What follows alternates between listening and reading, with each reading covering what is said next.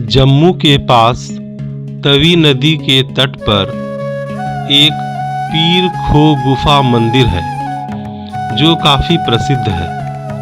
पीर खो गुफा भगवान शिव को समर्पित मंदिर है। भगवान जामवंत ने यहाँ पर ध्यान लगाया था, इसलिए इसे जामवंत गुफा के नाम से भी जाना जाता है। यहाँ एक मुखी रुद्राक्ष का शिवलिंगम स्थित है। चलिए यहाँ के पुजारी जी से यहाँ के बारे में पूरी जानकारी प्राप्त करते हैं। जामवंत जी ने कहा मेरी युद्ध करने की इच्छा है। उन्होंने कहा किसके साथ युद्ध करोगे, हमारा युद्ध समाप्त हो चुका है।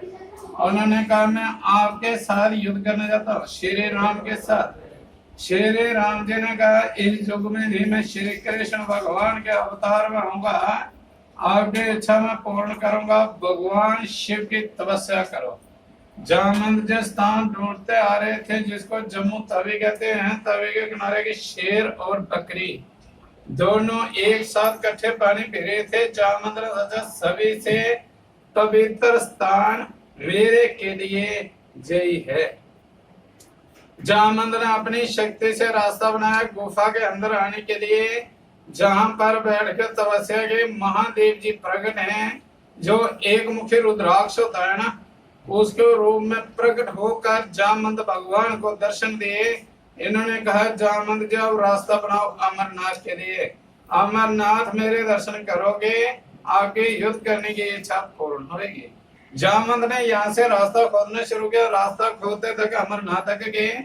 अमरनाथ में दर्शन करके वापस आ गए। 17 जी का नाम का राजा होता था द्वारका में। उसने सूर्य भगवान के व्यक्ति करके मणि प्रकट के समर्थक मणि। कृष्ण जी ने कहा जो आपके काम के मणि नहीं है, मणि किसी को दान में दो, जब मेरे को दो, मैं लोगों की सेवा करूं। उसने कहा भक्ति मैंने की, भक्ति करके मैंने मणि हासिल की। मैं किसी भी राजा से कम नहीं हूँ, मणि मैं किसी को भी नहीं दूंगा। जब 17 जीत राजा रात को सोया था, उसका छोटा भाई था। उसने अपने भाई के गले से मणि तारी, अपने गले में पहनकर जंगल में शिकार खेलने के लिए आया। उसको शेर ने मार दिया। शेर मणि लेकर तवी में पानी पीने के लिए आया, उसको जामवंत जी ने मार दिया। जामवंत जी मणि लेकर जब वापस आ रहे थे, उनको रास्ते से भी छोटी सी कन्या मिली। जिस कन्या को जामवंत ने गोद में दिया, मणि इसको खेलने के लिए दी। 17 जेठ राजे ने सुबह होते देखा मेरे गले में मणि नहीं है। उसने अपने भाई को देखा, घर में नहीं था। उसने अपने सैनिक भेजे देखने के लिए। जंगल में 17 जी का भाई बराबर था, गले में मणि भी नहीं थी। उसने कहा मेरे भाई को भी श्री कृष्ण जी ने मारा है और मणि चुराकर किसी को दी, तो अपने पास रखी। चोरी का इल्जाम श्री कृष्ण भगवान के ऊपर लगा। कृष्ण भगवान द्वारका से मणि की खोज करते आ रहे थे। शाम के टाइम गुफा के बाहर पहुंचे। गुफा के अंदर बहुत ही एक प्रकाश रोशनी आ रही थी।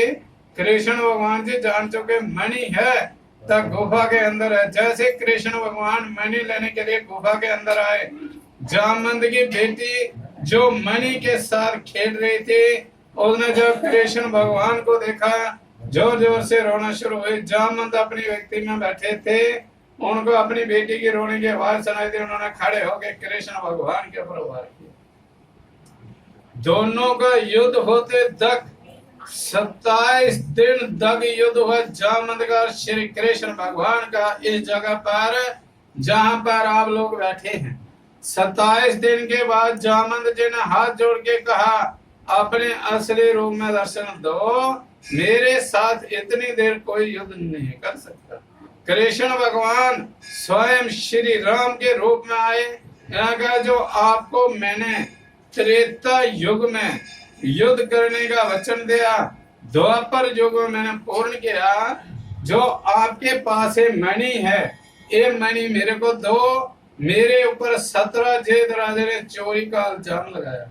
फिर जामवंत जी ने भगवान शिव को साक्षी मानकर अपनी बेटी की शादी श्री कृष्ण भगवान के साथ करवाएंगे।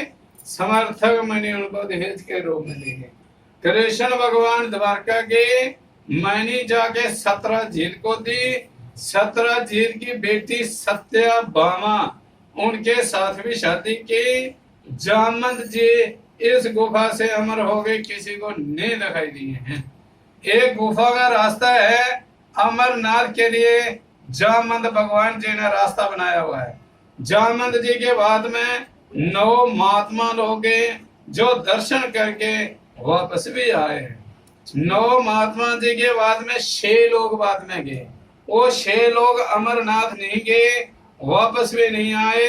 उनकी आत्मा की शांति के लिए अखंड ज्योति जगाई, जो हमारे जम्मू का राजा था प्रताप सिंह राजा ने, तब से लेके अभी तक एक खंड ज्योत जगती आ रही है। इसमें तेल डाला जाता है, बत्ती डाली जाती है, कल दिन बाय कल दिन चलती आ रही है। जामवंत ने यहाँ तपस्या की। महादेव जी प्रकट हैं, जो एक मुखी रुद्राक्ष के रूप में जामवंत भगवान को दर्शन दे गए हैं, इसलिए इसको कहते हैं जामवंत शिव गुफा। जगह का नाम पीर खो। पीर होता है गुरु, ते खो मने होती है गुफा। जामवंत ने आधा त्रेता युग आधा द्वापर युग पूरी एक युग तक तपस्या की है। तब भगवान शंकर प्रकट हो गए, जामवंत भगवान को दर्शन दिए। जहाँ पर आप लोग बैठे हैं, इस जगह पर ही जामवंत का कृष्ण का युद्ध हुआ है। जहाँ पर ही जामवंत ने भगवान शिव को साक्षी मानकर अपनी बेटी की शादी श्री कृष्ण भगवान के साथ इस जगह में कराई गई। एक गुफा किसी के अनुसार हुई बनी नहीं है, एक गुफा जामवंत भगवान जी ने बनाई हुई है। बोलो शंकर भगवान की जय।